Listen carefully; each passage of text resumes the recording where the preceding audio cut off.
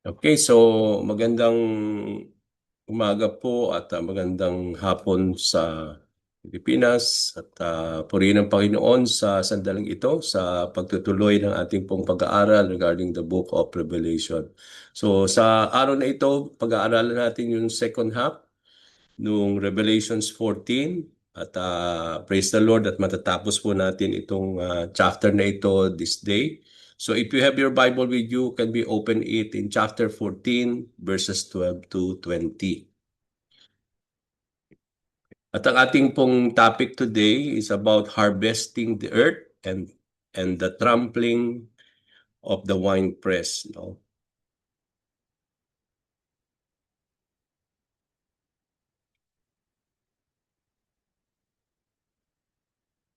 Harvesting the earth and trampling the winepress. Verse 14. Let's start in verse 12. This calls for patient endurance on the part of the people of God who keeps his commands and remain faithful to Jesus.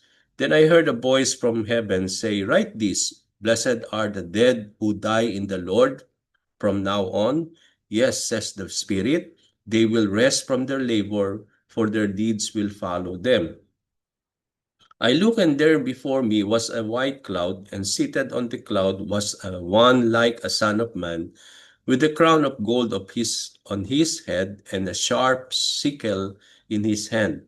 Then another angel came out of the temple and called in a loud voice to him who was sitting on the cloud, "Take your sickle and reap, because the time to reap has come, for the harvest of the earth is ripe." So he who was seated on the cloud swung his sickle over the earth, and the earth was harvested. Another angel came out of the temple in heaven, and he too had a sharp sickle. Still another angel who had charge of the fire came from the altar and called in a loud voice to him who had the sharp sickle, "Take your sharp sickle and gather the cluster of grapes from the earth's vine, because its grapes are ripe." The anger swung his sickle on the earth, gathered its grapes, and threw them into the great winepress of God's wrath. They were trampled in the winepress outside the city, and blood flowed out of the press, rising as high as the horses' bridles for the distance of 1,600 stadia. So purihin ang Panginoon sa kanyang mga salita, mga kapatid. So last time we talked about the three angels and the three messages na ating pong pinag-aralan last time. From our previous study, we learned the three messages of the three angels alternately proclaiming the word of the Lord. Nakita ni John an angel flying in the mid-air, kung matatandaan ninyo, and he had an eternal gospel to proclaim to those who live on the earth, every nation, tribe, language, and people. At itong anghel na ito, he said in a loud voice, "Fear God and give him glory, because the hour of his judgment has come.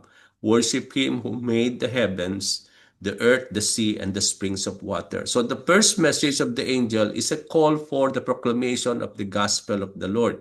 And it is an eternal gospel, no, that is to be proclaimed to those who live on the earth.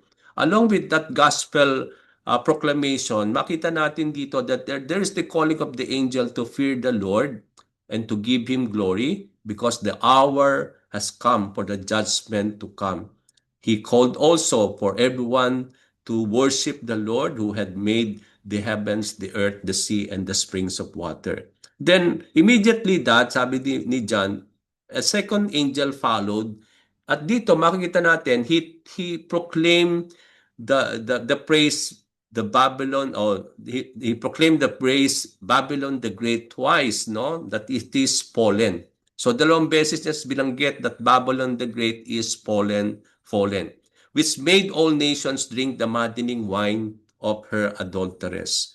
Babylon the Great, pinag-aralan natin to, sinisimbolize ito yung world system that is powerful and corrupt, that is opposing God. And this include yung system of the world under the rule and the reign of the Antichrist during the Great Tribulation. Itong world system na ito is consists of religious, political, and economic system into one, that is composing to one, which is really opposing God. And dito makikita natin there is a proclamation of a prophecy that this world system or the Babylon the Great will fall. So this corrupt system has made the nations, no? Itong corrupt system na ito has made the nations to drink the wine of immorality that lead the nations into spiritual adultery and idolatry, denoting rebellion against God. And then another angel proclaimed the third message, and it serves as a message of eternal warning. Para kanino? For those who will worship the Antichrist and its image. Matatandaan natin dito, this includes also those who will receive the mark of the beast, no? Either on their foreheads or on their hands. So the warning comes with a judgment. Those who will do or those who will do so will drink the wine of God's wrath and anger. The judgment will be poured into full, sabi nga natin, in full strength to those who reject the Lord. They will be tormented in fire and sulfur, symbolizing divine judgment and destruction in hell. And they will be tormented with ongoing and conscious suffering, being eternally separated from the Lord. And this torment, sabi nga doon sa pinag-aralan natin, will be day and night without rest, and the smoke of their torment will rise forever and ever, and they will be tormented in the burning sulfur in the presence of the holy angels and in the presence of the Lamb, who is the Lord. As we close our topic last week, mga kapatid, and start in verse 12, there's an urgent calling, no? After the proclamation of the three messages of the angels, makikita natin dito that there is a urgent and important message conveyed by the third angel in verse 12, which is intended for the believers in the Lord. Ano po yung message na yon as we start our lesson this morning? So, but before we go to that message or to that calling of the angels for the believers in verse 12, makikita natin mga kapatid as we studied from verse 12, from chapter 12, from chapter 13, and now we are in chapter 14, mapapansin ninyo, there is already an ongoing and continuous calling of God for the believers of the Lord. Kung matatandaan ninyo sa chapter 12 verse 17, mga kapatid, there is a call for keeping God's command, no? In verse 17 of chapter 12, makita natin doon, pinag-aralan natin that there is a call to keep the commands of the Lord and to hold fast to the testimony of Jesus Christ. That the calling of the Lord for us, no, even in chapters 12, no, verse 17 is for believers to continue to keep the word of the Lord, to keep the commands of God, and also to hold fast to their testimony about Jesus Christ. Sa chapter 13 naman, may dalawang calling of God for the believers in the Lord. Sa chapter 13 verse 10, sabi doon, there's a calling for patient endurance and faithfulness on the part of the people of the Lord. So hindi lang na we are called to keep the commands of the Lord and to hold on to our testimony till the end, especially as we approach now the end times. But there's a calling for God also for you and me, mga kapatid, to endure patiently and to be faithful as believers in the Lord. The third calling, makikita natin sa verse 18 of chapter 13. Na makita natin dito that when we calculate the 666 or the number of the beast, no? It is important for us, sabi doon, to be given wisdom by God, no? And that is a calling also that we are called by the Lord to be given wisdom, especially at the end times where we need to be given wisdom and discernment to discern, no, the everything concerning about God and everything that will take place, because it is important for us to be given wisdom and discernment, mga kapatid, because on the tribulation, on the end times, how is it important for us to discern everything? Because I believe that the devil and even the Antichrist will continue to deceive people at that time, and many will be deceived, no? Many will really follow the Antichrist to the point that they will also worship Him. So, dito sa verse 12 of chapter 14, there's all again a calling of God. At ano yung calling na yon?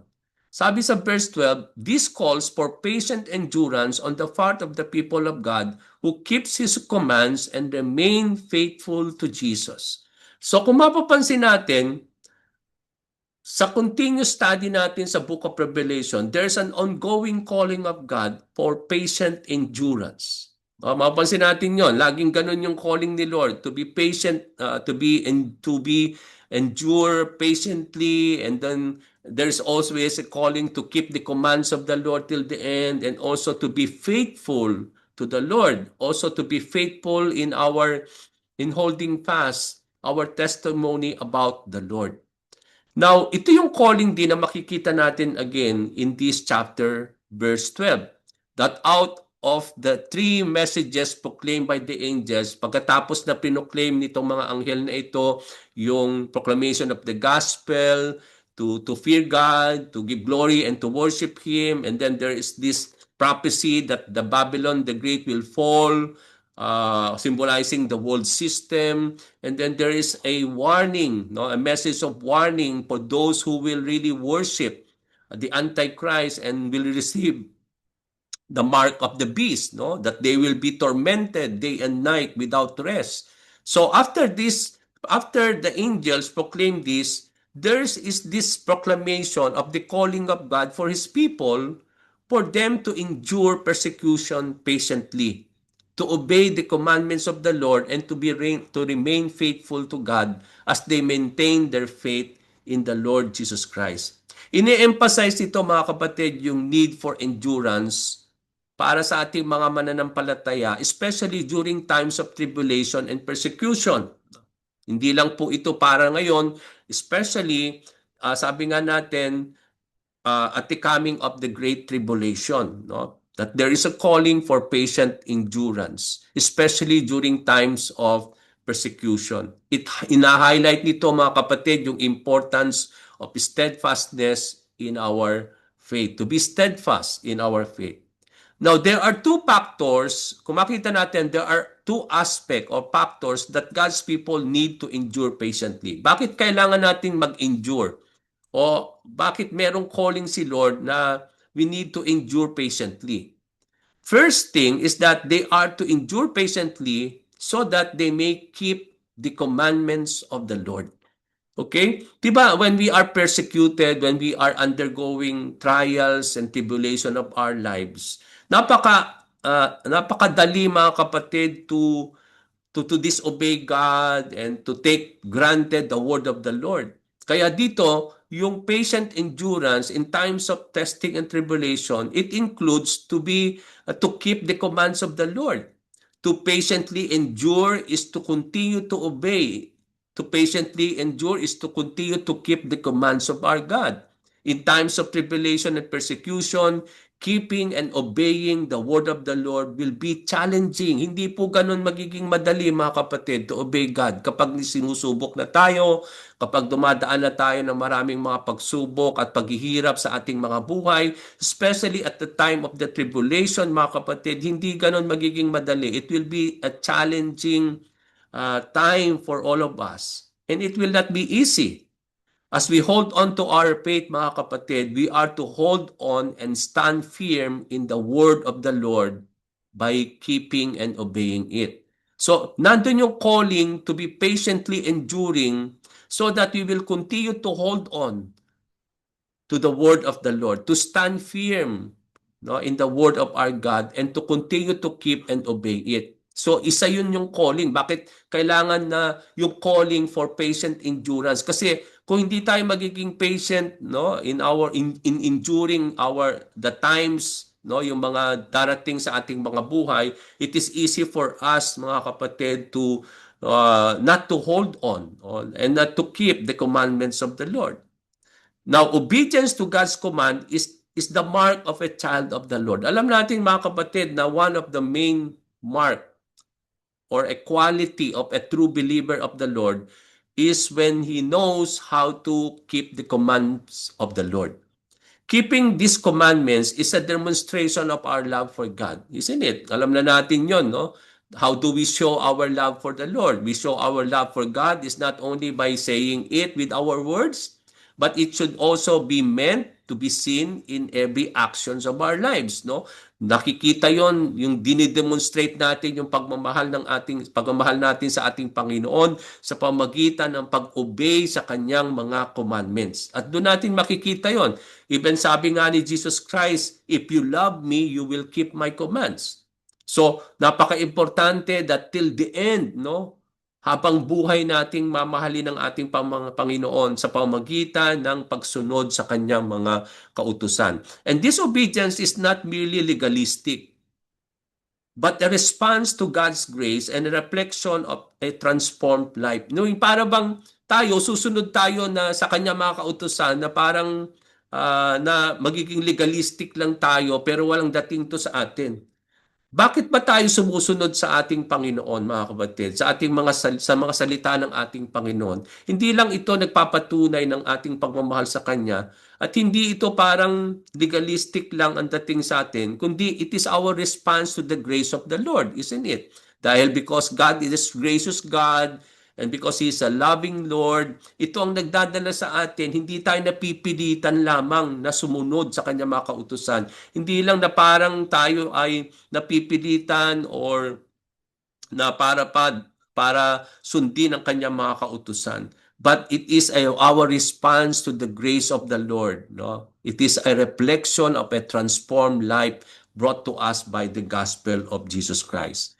So, makita natin dito, unang reason why we need to patiently endure is because it will be a challenging time for all of us to obey the commandments of God if we will not patiently endure the things that will come, no? Especially in the time of tribulation where many will be persecuted, no? At that particular time, and they will suffer in tribulation. The second thing why there is a need for patient endurance, mga kapatid, is for God's people to patiently endure in remaining faithful to our Lord Jesus Christ. Maraming beses that we become unfaithful to the Lord, especially kapag tayo ay dumadaan sa iba't ibang klase ng pagsubok ng ating buhay. And I believe even the more we need to be patiently enduring to be faithful when there is the tribulation that will come, no? Especially kung loloobin nga ng Panginoon na dumanas tayo ng tribulation, mga kapatid, how important it is for us to have that endurance, being patient with that endurance so that we will remain faithful to the Lord till the end.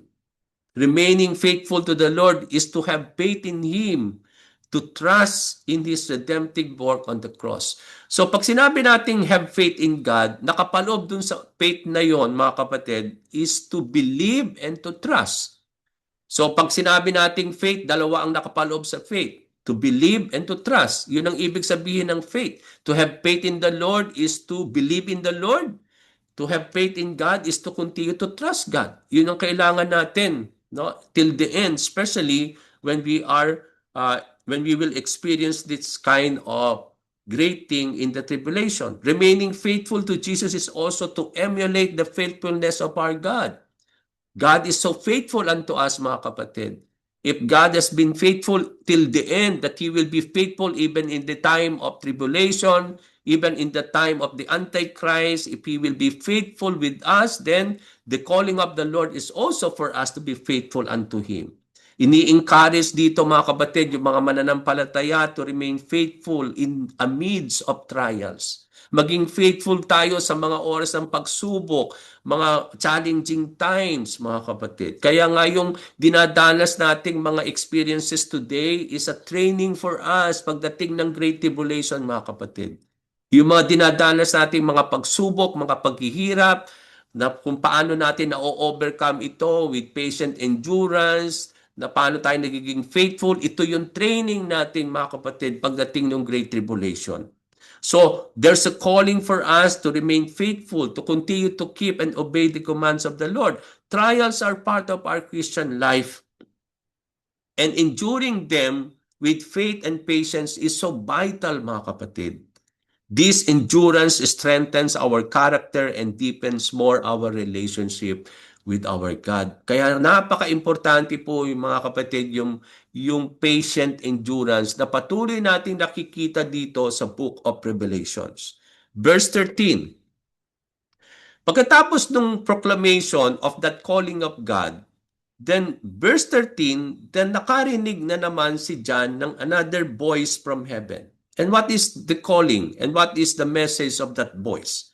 Sabi niya, then I heard a voice from heaven sabi ron, saying, write this, blessed are the dead who die in the Lord from now on. Yes, says the Spirit, they will rest from their labor, for their deeds will follow them.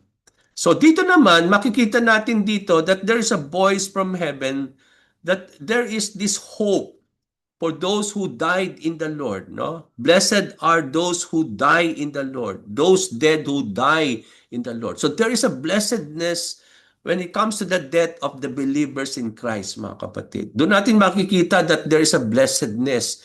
Kaya nga tayo mananampalataya, hindi tayo natatakot mamatay, no? Because when we die, there is a blessings out of it. Ano yung makikita nating blessings dito, no? Sabi doon, they will rest from their labor, for their deeds will follow them. So John heard a voice from heaven at commanding him, at dito kinukommand siya nitong voice from heaven, sabi nung voice, na isulat daw ito, yung sinasabi, to write what is being conveyed. And the message is for those who die in the Lord. Na isulat daw niya itong message sa mga namatay na mga mananampalataya nasa Panginoon.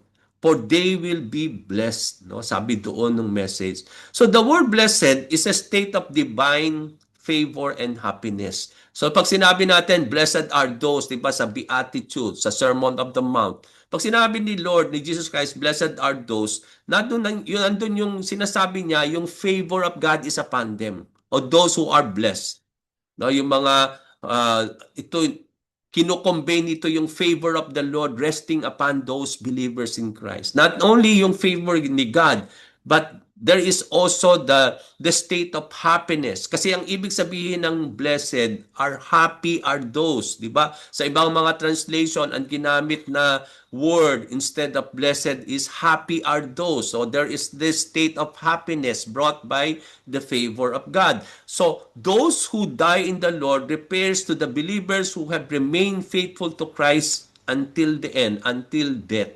No, doon natin makikita that they have been faithful to the Lord till death, no? That they have been faithful even to the point that they are martyred for their faith in Christ. So dito natin makikita, ito yung message na binibigyan ng pansin dito, that there is blessedness in terms of favor and happiness for those who die in the Lord. This is true especially during the specific time of increased persecution and tribulation. Okay? This blessing assures believers of their eternal reward in contrast to those who reject God, leading to eternal punishment. So doon natin makikita, no, na hindi lang nire-repair dito, are blessed are those who die today, but even to the time of the great tribulation. Alam natin susubukin ng maraming mananampalataya in the time of tribulation, that blessed are those who will remain faithful in that time, mga kapatid. That even to the point that they will be killed, even though they will be martyred for their faith, as they remain faithful to their testimony of God, mga kapatid, there is blessings out of it. At ito yung tinutukoy dito. Hindi lang yung mga namatay kay Kristo Jesus, no, bago pa man yung tribulation, but this is also the message for those who will be martyred during the great tribulation at the coming of Jesus Christ. So this blessing assures believers of their eternal reward. At kino-contrast naman dito yung nakikita nating judgment, no, na for those people who oppose God. Now, in conveying the call and proclamation, mga kapatid, makikita natin, there is an affirmation of the Holy Spirit. Hindi nyo napansin doon? That there is the Holy Spirit na ina-affirm niya yon, yung message of the voice in heaven, when that boy says, "Blessed are the dead who die in the Lord from now on," sabi doon, and then there's the affirmation of the Holy Spirit. Yes, sabi doon. Says the Spirit. Ina-affirm ng Holy Spirit that they will rest from their labor and for their deeds will follow them. So nandun yung affirmation of the Holy Spirit na ine-emphasize ito, yung certainty and the truth of the blessing. Pag sinabi nating ina-affirm ito ng Holy Spirit, binibigyan niya ng kasiguraduhan yung isinasabi, yung pinupuklaim. Na ibig sabihin, it is certain and it is true that will happen and it will come to pass. So yung Spirit nag-a-agree sa divine message that there is assurance of rest. Yung sinasabi dito that there is rest for those who died in the Lord. No? From now on, sabi doon, and it is being affirmed by the Holy Spirit that there is indeed rest for those who died for the Lord Jesus Christ when they became faithful till the end. No? So the promise of rest symbolizes peace and relief from earthly struggles and troubles. Kaya nga, yung somehow, there's a blessing in disguise when it comes to death eh. Kasi di ba kapag namatay na yung tao, hindi na niya mararanasan yung mga pagsubok, yung mga paghihirap sa mundo, hindi na niya mararanasan yung mga sakit, yung mga kalungkutan, no, yung mga bagay na parang hindi napakadali pagdaanan, di ba? Isn't it? So there is a comfort, isn't it, of rest when a person die, especially when he die in the Lord. So meron dong a promised rest. There's indeed, it symbolizes peace and from earthly struggles and troubles. God promised a Sabbath rest and ultimate rest for the people of the Lord. They will rest from their labor, sabi po doon ng Holy Spirit. They will rest from their labors, for their labors are not in vain, sabi nga natin. No, yung sabi dito, they will rest from their labor, accepting efforts in living a faithful Christian life, often marked by persecution and hardship. Makikita natin yung labor natin in times of persecution. Makita natin yung labor natin of how we remain true to the Lord, no? Hindi masasayang daw yung mga labor na yan. It will lead you to rest, no, from those labors when at that time will come that we will die being faithful to the Lord. The Spirit says that their deeds will follow those who died to the Lord. No, anong ibig sabihin doon?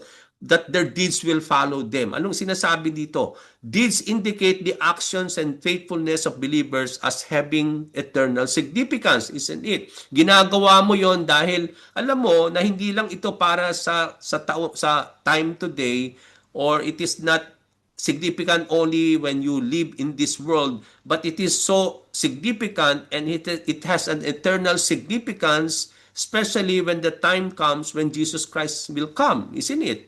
Na as the scripture says, sabi doon, your labors will not be in vain. Kaya hindi nasasayang po mga kapatid yung ginagawa natin dito at this time, no? When you remain faithful on those deeds that you are doing for the Lord, hindi nasasayang po yung mga labors na yan. They are not in vain. And they will be richly rewarded by the Lord. So yun yung sinasabi dito, that their deeds will follow those who die in the Lord. These good deeds are done in faith and are to be rewarded by the Lord richly. Yun ang ibig sabihin nun, that their deeds will follow them. Ibig sabihin nun, it will be acknowledged by God, it will be richly rewarded by the Lord, and that is being affirmed by the Holy Spirit, mga kapatid. So their labors or deeds will have lasting impact and are to be remembered by God and by the people of the Lord. Kaya nga kahit pumanaw tayo dito sa lupa, naaalala ng mga tao dito, mga kapatiran sa mananampalataya, yung mga labor natin sa Panginoon, isn't it? Na-highlight and even it will be acknowledged by the Lord when we stand in the presence of our God. So anong tinuturo nito sa atin, mga kapatid? It teaches the blessed assurance of the blessed state of those who die in the Lord. Doon natin makikita na yung there is blessedness when it comes to death. So itinuturo sa atin dito, no, of when we remain faithful to the Lord, having hope and peace found in Christ even in death, na hindi kawalan yung ating kamatayan, no. Sabi nga ni Paul, no, to live, no, Sabi nga, to live and to die is the same thing for him, no? To live and sabi doon is to die for the Lord is a gain, no? So doon natin makikita na walang pagkakaiba yung nung buhay tayo dito sa lupang ito, kung mamatay man tayo at bawian tayo ng buhay, then it is the same thing, no? Sabi nga natin that there is this blessed hope and peace found in those who will die in the Lord. So the rest from labor, having relief from earthly struggles and toil that encourage us to persevere in faith and in work, na magkakaroon ng eternal impact yung mga ginagawa natin if we will continue to be faithful in the Lord, no matter how hard it is in this world, mga kapatid. It will be highlighted by the Lord. It will make an eternal significance, no, an eternal impact at the coming of Jesus Christ. So yung eternal rewards for those who will live a life of faith and then will live a life of good works, sabi nga, having eternal significance. It will have an eternal significance. And makita din natin dito yung role of the Holy Spirit in comforting, nandun yung comfort of the Holy Spirit, ginaguide niya tayo, no? In times of uncertainty and trials, that we are being called by the Holy Spirit to continue, to persevere, to endure patiently, because even though we die, no, we will find rest from our labor, and our labor will continue to follow us, and it will be acknowledged by the Lord, that our labors will not be in vain, mga kapatid.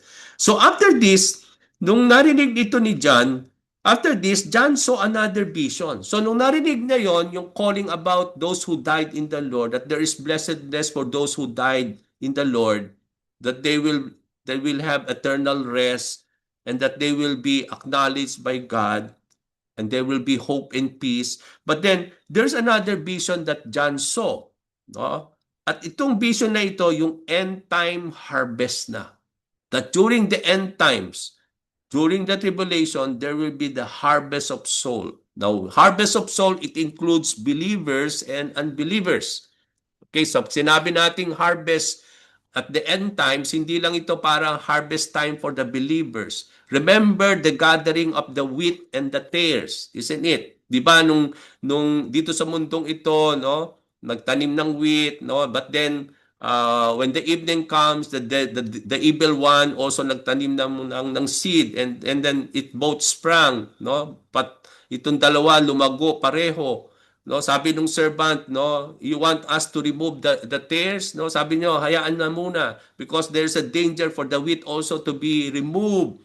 But there will be a proper time for harvest, where the wheat will be gathered, and also the tares will be gathered, and it will be thrown in fire. Di ba? Natatandaan ninyo yung sa gospel, yung parable na yon. And I believe that is also what Revelation is trying to say here in chapter 14, that there will be the great harvest of souls, including believers and unbelievers alike.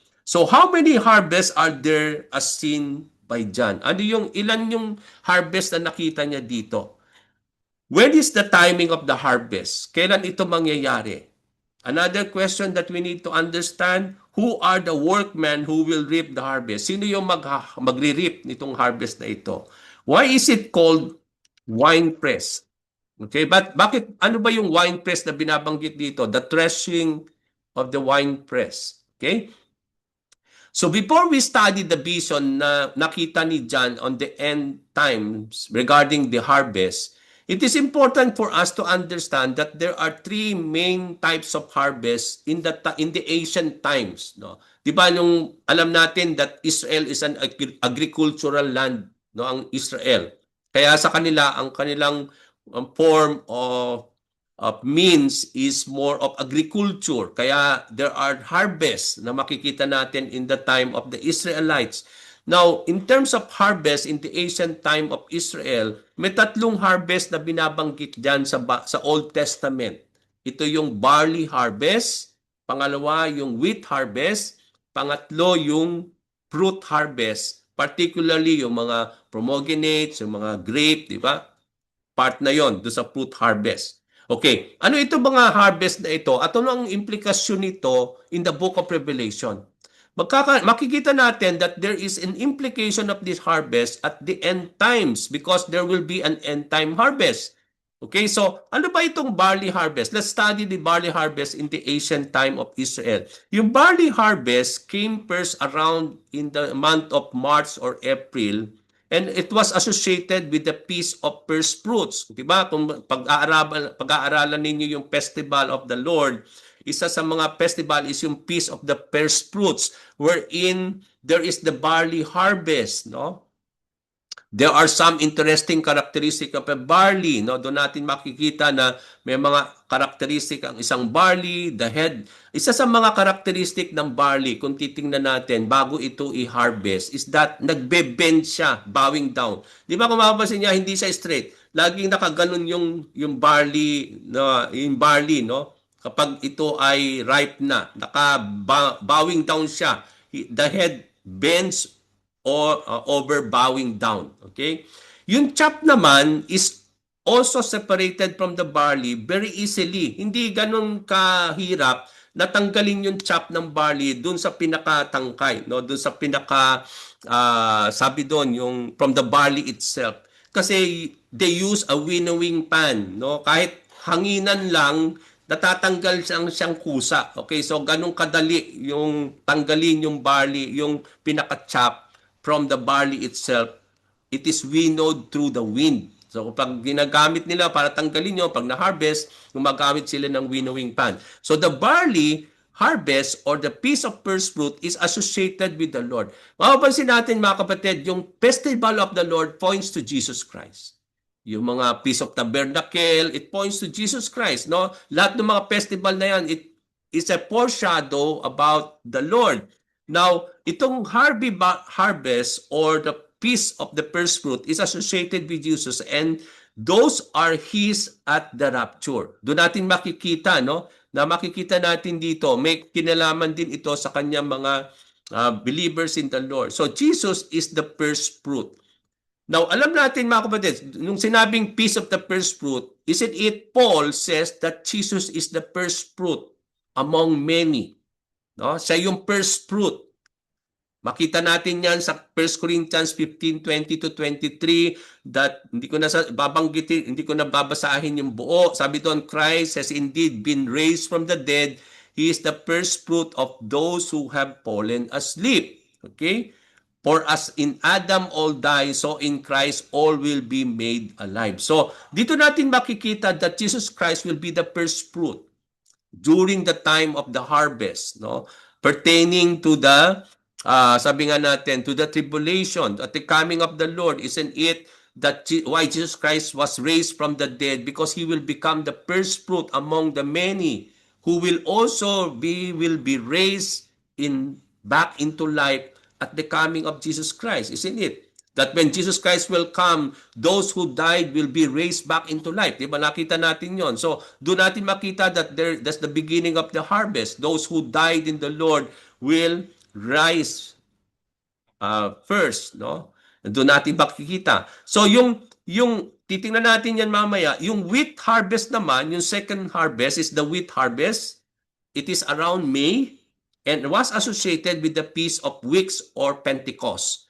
So dito naman associated yung wheat harvest when it comes to the Feast of Pentecost or the Feast of Weeks. Unlike the barley, kung titingnan natin ng wheat, kapag ito i-harvest, the wheat stands upright. No? Upright naman siya. No? Yung talagang nakatayo siya. And the chaff is more stubborn. Hindi ganun kadali tanggalin yung chaff ng wheat dun sa mismong tangkay. And it requires threshing for separation. Okay? So the wheat harvest speaks of those who will come to the Lord in the tribulation period. So dito natin makikita yung wheat harvest pala, it is being tied during the tribulation time when there will be a harvest. No, those who will come to the Lord in the tribulation period. Yun yung tinatawag, yun yung doon nila tinatay itong wheat harvest in the tribulation at the coming of the Lord. Unlike the barley, those in the wheat harvest don't bend or bow their hearts easily, and it will require more difficult experience through the tribulation to extract the good wheat from the chaff. So these people who will come to the Lord are those who had stand firm, no? Who had stand firm in their hearts, that they have not bowed down easily even in times of the Antichrist, no? So do natin makikita dito those who will come to the Lord in the time of tribulation, that they will not bend or bow down their hearts easily even in the time of difficulty. Okay? Now, yung fruit harvest naman, pag sinabi nating fruit harvest, nakapaloob na dyan yung grapes, yung figs, yung pomegranates, no? And it came last around September in the ancient Israel and associated with the fall feast.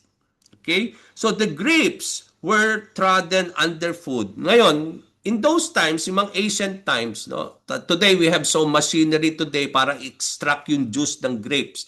In those times, ang ginagamit nila ay yung wine press. It is a manual thing as a threshold para kunin yung i-extract yung juice ng grape. Okay? So they were trodden underfoot sa pamamagitan ng paa, no? Tinatrodden yon and i-extract yung juice in the wine press. Kaya kung mapapansin nyo, kung pupunta kayo sa Israel today, kung pupunta kayo sa mga lugar where it is being para bang a site for tourists, makakita kayo ng mga wine press na ginagamit noon.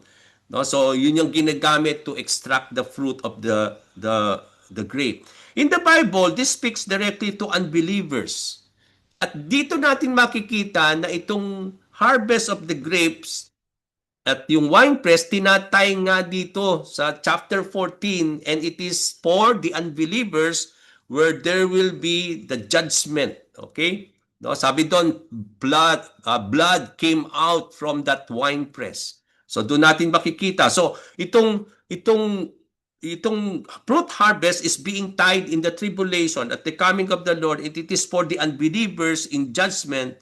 And as we see this in chapter 14, the prophet Joel wrote this harvest concerning the last days in Joel chapter 3 verse 13. Ano sinasabi ni Joel dito sa fruit harvest na ito na mangyayari in chapter 14? Na noon pa man, pinopisay na ito ni Joel before John wrote this in chapter 14. Anong sabi doon? Swing the sickle, sabi ni Joel sa chapter 3:13. For the harvest is ripe. Come, trample the grapes, sabi doon. For the winepress is full and vats overflow, so great is their wickedness. So tingnan niyo po 'yon, no? Yung harvest na ito, because it is ripe, sabi doon, they will come and trample the grapes, for the winepress is full and vats, and that will be great because of their wickedness. So this harvest is for those wicked people, for the unbelievers who had remained wicked, who had really opposed God, who had not really turned to the Lord, no? And there is this harvest na sinutukoy dito. Okay? So let us go now to the vision seen by John. So makita natin yung tatlong harvest na yan nakatay sa tribulation, even in chapter 14. Okay, so here in verse 14, so as I look, no, nung nakita ni John, as I look, there before me was a white cloud. As seated on the cloud was like a son of man, with a crown of gold on his head and a sharp sickle in his hand. Okay, so dito, makita natin dito, no? After when he heard the voice in heaven, immediately after 14, when John looked up, nakakita siya ng white cloud, and on that white cloud, there is someone like a son of man na meron siyang crown of gold on his head, and at hawak-hawak niya yung sharp sickle in his hand. Alam na natin yung sickle, di ba? Ang sickle, ito yung pangtabas. Ito yung ginagamit ng mga farmers for harvesting, no, the crops. Sobrang talim po ito, no? So ito, nakita niya na itong someone like a son of man who has a golden crown also holds on his hand a sickle. Okay? So John saw that. So John saw a white cloud. Now, white cloud, hindi po ito bago sa atin. Kung matatandaan ninyo, in the earlier chapters, we already discussed this, that the imagery of someone like a son of man in a cloud, pinag-aralan na natin yan. So yung white cloud symbolizes divine presence and glory. No, kapag nakakita tayong cloud, even yung cloud, no, yung pillar of cloud, no, during the wilderness wandering, no, dahil sumusunod yung pillar of cloud to them, it symbolizes the presence and the glory of God, walking with them, no, traveling with them in the wilderness, no, during the time of wilderness wandering, no. So God leads the Israelites by pillar of cloud, signifying guidance and protection. So seated on the cloud was like a son of man. In this vision is not new for us. As we study it, we are able to see the same description in Revelation chapter 1. No? Kung nag-umpisa tayo sa Revelation 1, nakita natin before yung message ni Jesus Christ for the churches, ito yung vision na nakita ni John, that there is someone like a son of man in a cloud, no? That wherein John saw someone like a son of man dressed in a robe. Nung nakita natin yon, di ba? Sa chapter 1, nakita niya that there is someone like a son of man. At dito, he was dressed in a robe, reaching down his feet, and with the golden sash around his chest. Okay? So the title Son of Man is a messianic title, mga kapatid, rooted in Daniel 7 verse 13 to 14. Hindi na natin pag-aralan, pinag-aralan na natin ito, isn't it? Where this messianic title conveys yung given authority and an everlasting kingdom. It means to say that the Son of Man is a king, no? Given authority, and his kingdom will be everlasting kingdom. Sabi doon sa Daniel 7:13 to 14. And this title is a direct reference to whom? To Jesus Christ. Kaya dito, another vision of the Lord na nakita ni John, wherein he saw the Lord crowning with a golden crown on his head, and he is holding a sickle. Okay, so yun yung image na nakita niya. There's a vision of Jesus Christ having the crown, and then there he's holding a sickle. So, yung golden crown signifies victory. Alam natin, kingship. It is made of gold because it is the finest of all things, no? Of all metals, no? It is the finest, kaya it is made of gold. It is representing value and purity. The crown indicates Christ's ultimate victory over sin and death, when he became victorious, affirming the judgment and the gathering of the righteous. So dito natin makikita, yung sickle naman is a tool for harvesting. Bakit siya may hawak na tool of sickle? Is because it is now harvest time. Okay? So sinisimbolize ito yung judgment and the gathering of the righteous and the wicked. So sabi ko nga, pag sinabi natin harvest of soul and the end times, it is for both the righteous, the redeemed, and the wicked. Another sinisimbolize ng sickle is judgment, mga kapatid. Because when we know, when there is the harvest, there is also the judgment. Okay, so we come to see that. So, the sharpness of the sickle, napakatalim nito, mga kapatid, ini-emphasize yung decisiveness and the thoroughness of Christ's judgment. Now, this image aligns with the parable of the wheat and the tares in Matthew 13 verses 24 to 30. Ito nga yung sinasabi ko sa inyo kanina, yung parable of the wheat and the tares na kinumbay ni Jesus Christ on the gospel, where the harvest represents the end of the age and the separation of the wheat from the tares. Yung wheat, sinisimbolize ito yung redeemed and righteous people of the Lord, and yung tares naman, sinisimbolize dito yung mga wicked. So at the end times, there will be a harvest, the gathering of souls. Isa-separate yung mga wicked from the righteous. Doon natin makikita yon. Matthew 13 verses 37 to 43. Let me read. The one who sowed the good news is the Son of Man. The field is the world, and the good seed stands for the sons of the kingdom. The weeds are the sons of the evil one, and the enemy who sows them is the devil. The harvest is the end of the age, and the harvesters are the angels, as the weeds are pulled up and burned into the fire. So it will be at the end of the age. So the Son of Man will send out his angels, and they will weed out his kingdom, everything that causes sin and all who do evil, they will throw them into the fiery furnace where there will be weeping and gnashing of teeth. Then the righteous will shine like the sun in the kingdom of their Father. He who have ears, let him hear. So dito natin makikita, no, from the parable of the weed, no, of the weed and the, no, so doon natin makikita that even there will be that the uprooting of the weed will be done, no, at the harvest in the end times, no, that the angels now will be the one who will pull up and they will be burned into fire, no, and it will be in the end times, sabi doon, that the Son of Man, no, will send his angels and they will be the one who will gather the weed out of his kingdom, that, and this symbolizes those who causes sin and those who do evil, and they will be thrown into a fiery furnace where there will be the weeping and the gnashing of teeth. Yun nga yung sinasabi nating warning kanina, no?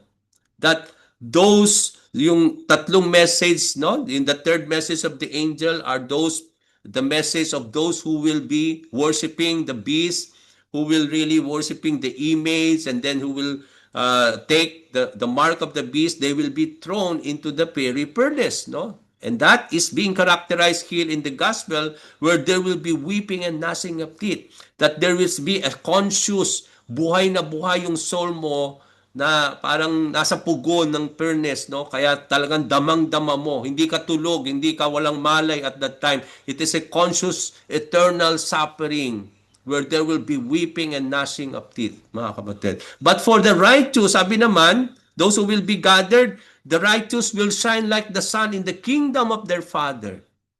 No? So we come to see there.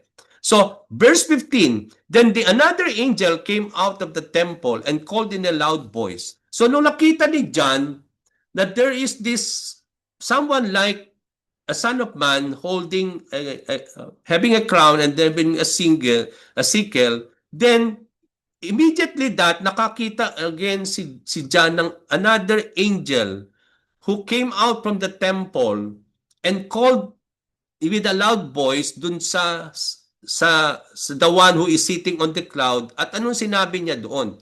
Sabi niya, take your sickle and reap, because the time to reap has come, for the harvest of the earth is ripe.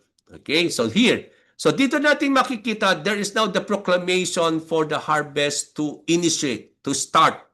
So, para bang yung sun, yung someone like the Son of Man is ready now to harvest, and now he's the angel who is coming out from the temple. He's now saying to this someone like the Son of Man to now to take his sickle and now to swing it, for the time of the reap, or for the time of the harvest has now come. Okay? Here on earth. So the earth, or the harvest of the earth is ripe. So John saw another angel coming out of the temple, and the temple indicates a heavenly state, no? Itong temple dito na sinabi dito ni John is not an earthly temple, but it symbolizes the heavenly temple. It symbolizes the presence of God, that this angel came from the presence of the Lord, no? So he is crying in a loud voice, na ini-ensure niya, lagi nating nakikita na binabanggit doon yung word o adjective na sound or loud, no? Ibig sabihin yung adverb na loud, no? That ine-emphasize dito that yung ino-convey, yung message that it is being conveyed should be clear, no? Nandun yung impact ng message na yon. So to command to swing the sickle, sinisimbolize na ito yung judgment and the gathering of the people to start now.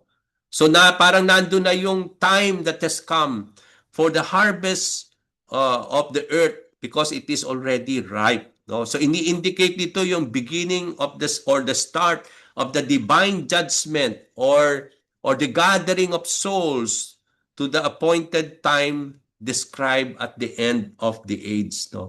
Tinuturo nito sa atin, mga kapatid, at ito yung divine timing, no? Alam natin na ang tinuturo natin, there's a proper timing for all of the things that God has ordained. At dito natin makikita yung right timing and purpose to exercise now the judgment of the Lord and for the people to be harvested.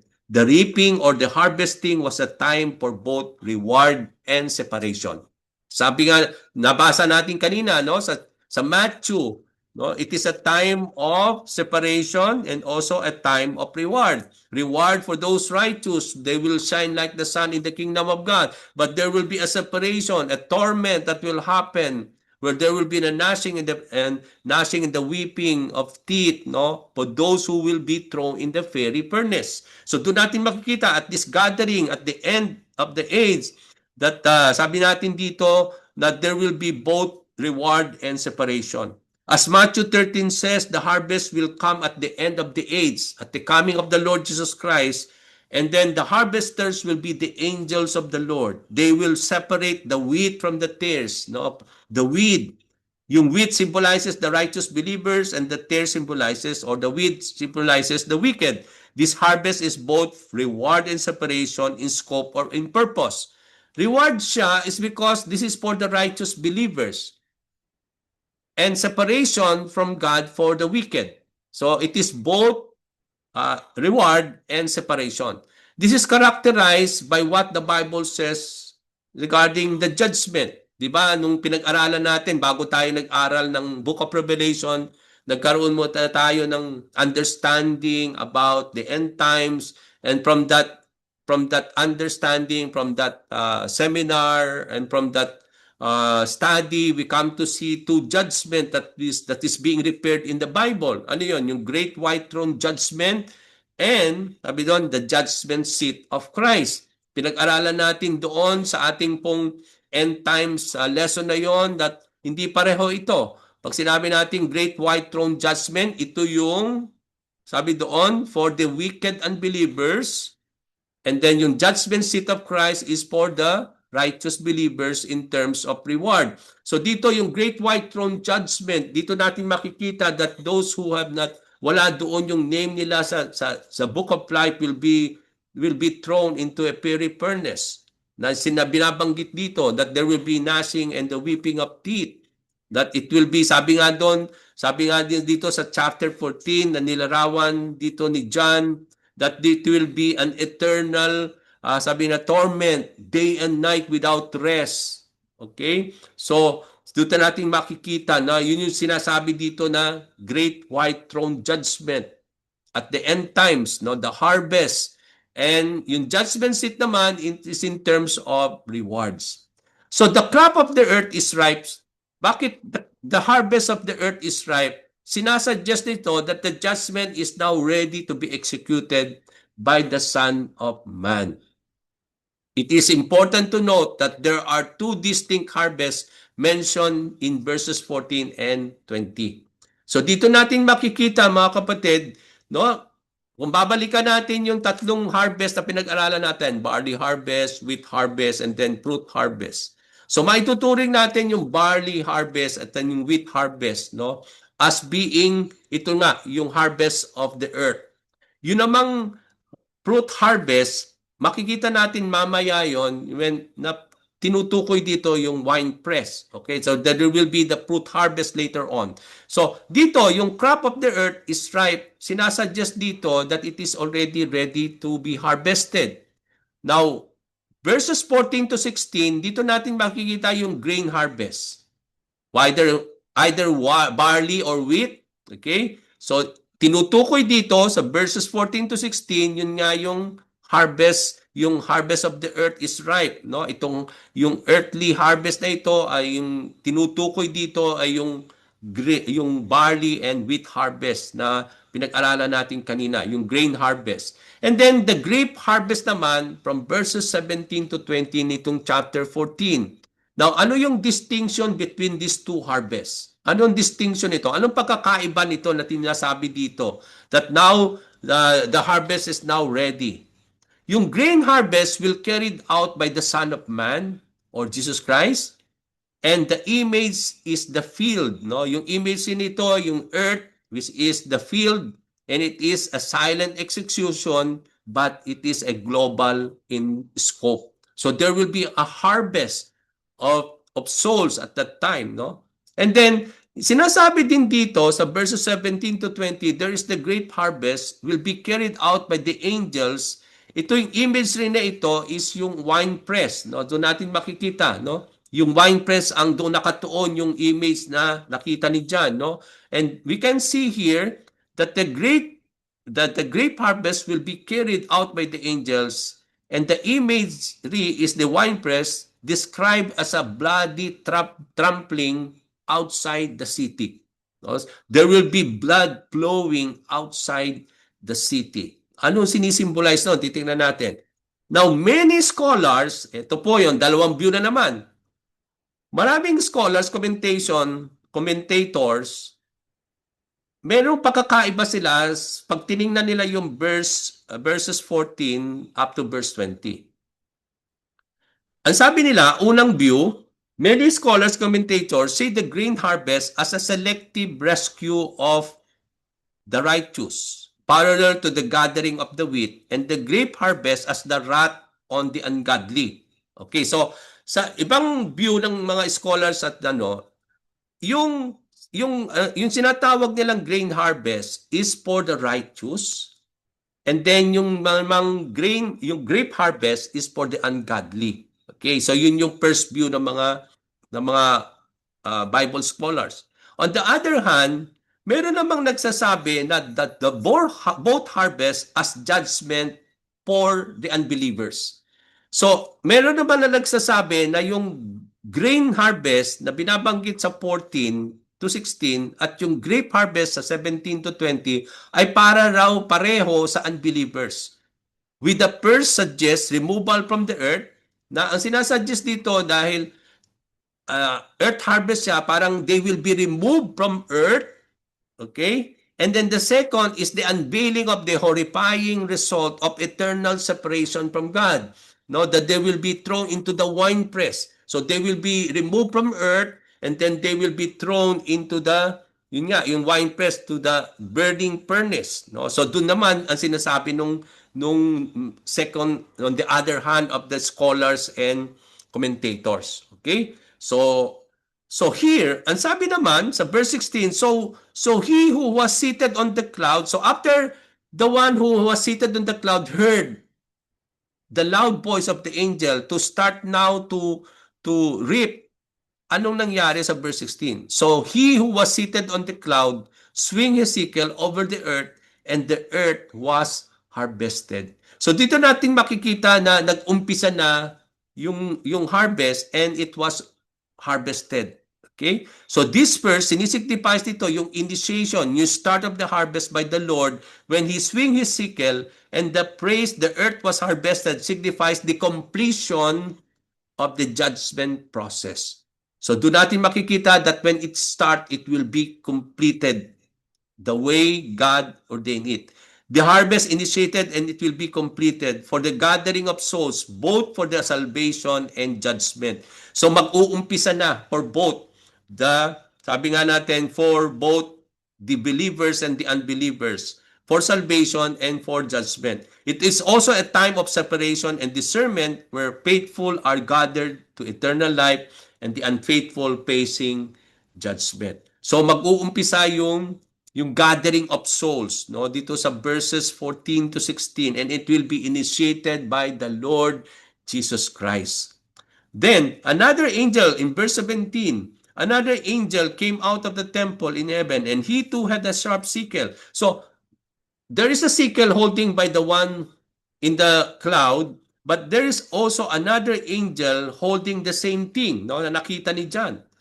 So the angel is distinct from the previous one. Kakaiba siya, hindi ito dun sa mga naunang angel na nakita natin. He is also coming from the dwelling place of God with divine purpose.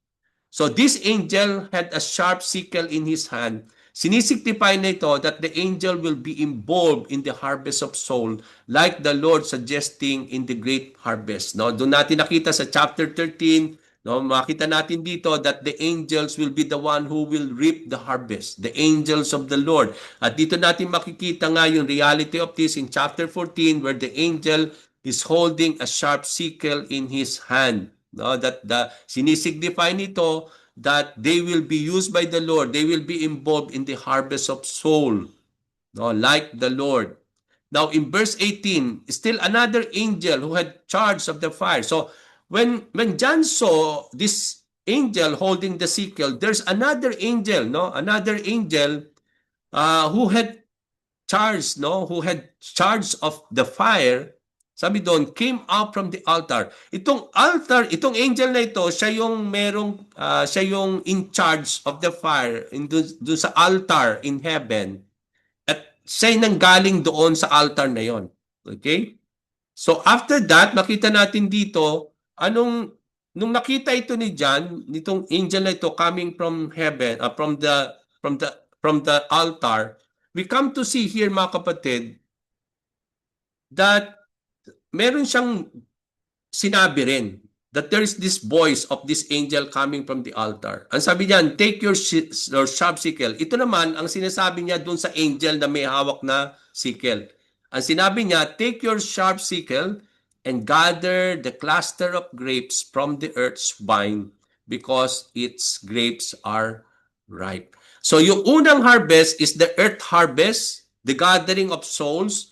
Dito naman, it is the gathering or the harvest of grapes, the separation from that harvest of souls na isa-separate yung mga grapes, no, of the earth, no, and they will be because they are also ripe. So these are cluster of grapes from the earth's vine. Okay, so there are two angels seen in this passage. So the one is holding a sickle, yung other naman is coming out from the altar, no, in heaven. Na sinasabi nga niya dito sa angel na ini-initiate na that you can now start, no, harvesting the cluster of grapes. Now the altar and the angel were seen in Revelations 8 verses 3 to 5. Remember the time, no, when we studied this, there's an angel, no, associated with that altar who is in charge of keeping the incense, no, burning in that altar, no.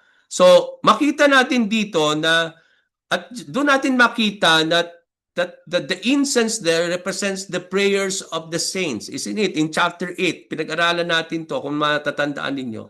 So dito, bakit yung angel from the altar ang nagsabi dun sa angel to start now harvesting the grapes because they are ripe? Dito natin makikita yung image na yon is somehow a response to the many prayers of the saints. Dahil ang prayer ng mga saints, di ba? Matatandaan natin, nung pinag-aralan natin yung chapter 8, may prayer dun yung mga saints. That when will be this judgment will come. Na yung mga those who had done this to us. Remember that? No? And now here, we come to see here the fulfillment of those prayers by the angel when he said that you can now start using your sickle, sabi doon, no? Take your sharp sickle and gather those clusters. So somehow this image is representing and suggesting that those prayers is now been answered, no? Wherein their prayers will be answered. The calling for the angel to take his sickle and gather the cluster of grapes, sinisimbolize ito yung initiation of the judgment as seen as winepress of God's wrath. Ito na yung pouring of the wrath of the Lord for those grapes. Na ang grapes dito, yung cluster of grapes dito ay sinisimbolize dito yung cluster of wicked people, that they will be also harvested at that time and they will be thrown into the winepress of God's wrath. So those cluster of grapes to be gathered are from the vine of the earth and not from the true vine who is Jesus Christ. No? So total makikita, no, napakagandang contrast na sinasabi dito ng anghel that those grapes, no, are from the vine of the earth. Napansin ninyo, that cluster of grapes from the earth's vine. Hindi sila galing, itong vine na ito is the earth's vine, no? But remember in the book of John chapter 15 where Jesus Christ, I am the vine and you are the branches. So he was talking about believers who were attached to the vine who is Jesus Christ. But we come to see here that this people are from a wrong vine. They are from the earth's vine, no? Itong mga grapes na ito. So doon natin makikita that it is not from the true vine who is Jesus Christ. Ini-imply na ito that these grapes are from worldly and ungodly source, indicating that these grapes are those who are not aligned with the kingdom of God, who had not really remained and abide in the Lord, but they had abide on themselves. They had remained being attached to the world, no, to the system of the world, to the standard of the world. That's why we come to see here that there will be the cluster of these grapes to be harvested at that time. The fact that the grapes are ripe indicates that the time of judgment has now come. Verses 19 to 20, this is where we will end. The angel swing his sickle on the earth, gathering its grapes, and then threw them into the great winepress of God's wrath. They were trampled in the winepress outside the city, and the blood flowed out of the press, rising as high as the horses' bridges from a distance of 1,600 stadia. So, yung grapes dito, sinisimbolize yung people who are subject to God's judgment and have rejected the Lord. They will be harvested at that time, and they will be the subject of the winepress judgment of the anger of the Lord and the wrath of God. They will be gathered and thrown into the great winepress of God's wrath. The winepress is a symbol of judgment and wrath, mga kapatid. The winepress is used in ancient times to crush grapes to extract juice, symbolizing the crushing of those who oppose the Lord. They will be crushed, mga kapatid. They will be tormented. And we come to see here the severity of the divine judgment of the Lord when the wrath and the anger of the Lord will be poured out, mga kapatid. So the winepress is outside the city. It will be done in the outside the city. It means it is excluded from the holy city, symbolizes by God's dwelling place. It means to say there will be eternally separated from God. The threshing of the grapes from the winepress will be done as a separation, eternal separation from the presence of the Lord. This means the trampling of the grapes as a way of judgment will be severe and separated from the presence of God. Blood flowed from the winepress symbolizes outpouring of divine wrath and judgment. The blood from the winepress signifies yung magnitude of judgment upon those who will oppose the Lord. Yung stadya naman, as I close, sabi doon, that sabi ng angel, no? That sabi doon that yung blood that will flow out from the press will rise as high as the horses' bridles for a distance of 1,600 stadia. Na parang itong horse, nag-travel siya ng for the distance of 1,600 stadia. Ano ba yung stadia dito, no? Yung stadia or stadion is a Greek unit of length na ginagamit ito as a unit of length in those times, which is meaning one stadia means almost 607 feet ang distance nun. Isang stadia. So kung i-multiply mo siya ng yung 1,600 by 607, no? Feet, then it will almost equal to 184 miles, no? Ang distance nun. Itong measurement na ito, sinisimbolize ito yung completeness, yung totality of the comprehensive nature of God's judgment that it affect the wide area, no? Ganung kalawak yung magiging effect nito, itong grapefruit judgment na ito, mga kapatid.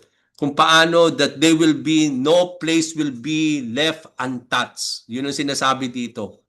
Na kung gaano na tinakbo nitong horse na ito out of his bridles, itong distance na ito, ang sinisimbolize ito, it will be complete and totally be done without any area being left behind, no?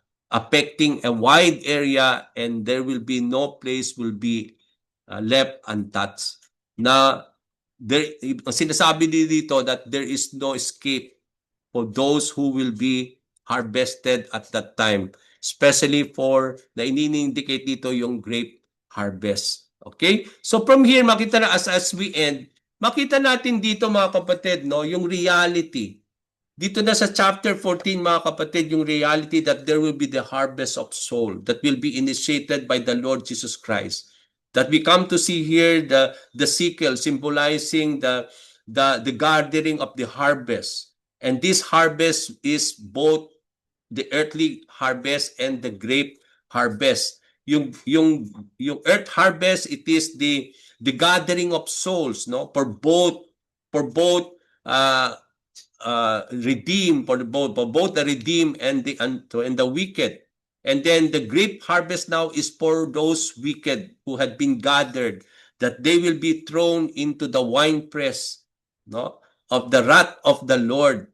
So do natin makikita yung certainty of the gathering, or the harvest of souls at the end times, no, at the end of the age, na sinasabi dito ni Lord Jesus Christ, na hindi ito hula-hula lamang, mga kapatid, that it serves indeed as a warning for all of us.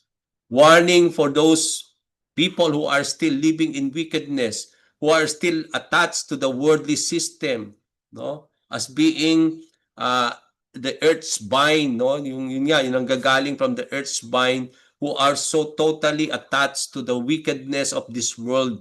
No, doon natin makikita, it is a warning for them that there will be a harvest that will happen on the second coming of the Lord, that they will be harvested and they will be thrown into the winepress of God's wrath.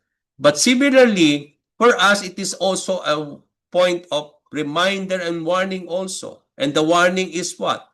To continue to patiently endure, to continue to be faithful in obeying the word of the Lord till the end. That in spite that we will die, and we will be martyred for the Lord, there is the blessedness of death for those who died in the Lord. There will be rest, sabi doon. No? Their deeds will follow them. It means to say, the Lord Himself will acknowledge those deeds done out of faithfulness and faith, mga kapatid. So because our faith here on earth are not put into vain, they will be richly rewarded by the Lord in due time, when we will be gathered by the Lord at His second coming. From here I end, and then I'll bring this back to Sister Brenda.